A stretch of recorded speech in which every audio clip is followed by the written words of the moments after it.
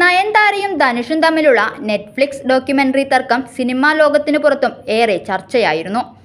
നയൻതാരയുടെ വിവാഹവും പ്രണയവും ജീവിതവും പ്രമേയമായ Nayanthara beyond the fairy tale എന്ന ഡോക്യുമെന്ററിയിൽ നയൻതാര പകർപ്പവകാശം ലംഘിച്ചെന്നായിരുന്നു ധനുഷിന്റെ ആരോപണം. ഇതിനെതിരെ ധനുഷ് കോടതിയെ സമീപിക്കുകയും ചെയ്തിരുന്നു. ഇപ്പോഴിതാ നെറ്റ്ഫ്ലിക്സ് ഡോക്യുമെന്ററിയുമായി ബന്ധപ്പെട്ട് പുതിയ നിയമക്കുരുക്ക് ഉയരുകയാണ്. നഷ്ടപരിഹാരം ആവശ്യപ്പെട്ട് ചന്ദ്രമുഖി എന്ന ചിത്രത്തിന്റെ നിർമ്മാതാക്കൾ നയൻതാരയ്ക്ക് വക്കീൽ നോട്ടീസ് അയച്ചിരിക്കുകയാണ്.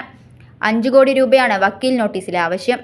ചന്ദ്രമുഖിയിലെ അണിയറ ദൃശ്യങ്ങൾ അനുമതിയില്ലാതെ ഉപയോഗിച്ചെന്നാണ് പരാതി. നഷ്ടപരിഹാരം ആവശ്യപ്പെട്ട് ചിത്രത്തിന്റെ നിർമ്മാതാക്കളായ ശിവാജി പ്രൊഡക്ഷൻസ് ആണ് നോട്ടീസ് അയച്ചിരിക്കുന്നത്. വക്കീൽ നോട്ടീസിനോട് നയൻതാര ഇതുവരെ പ്രതികരിച്ചിട്ടില്ല. ഡോക്യുമെന്ററിയിൽ നയൻതാര നായികയാക്കി വിഘ്നേഷ് ശിവൻ സംവിധാനം ചെയ്ത നാനും റൗഡിദാൻ എന്ന ചിത്രത്തിൽ നിന്നുള്ള ദൃശ്യങ്ങൾ ഉപയോഗിച്ചെന്ന് ചൂണ്ടിക്കാട്ടിയായിരുന്നു നേരത്തെ ധനുഷ് രംഗത്തെത്തിയത്.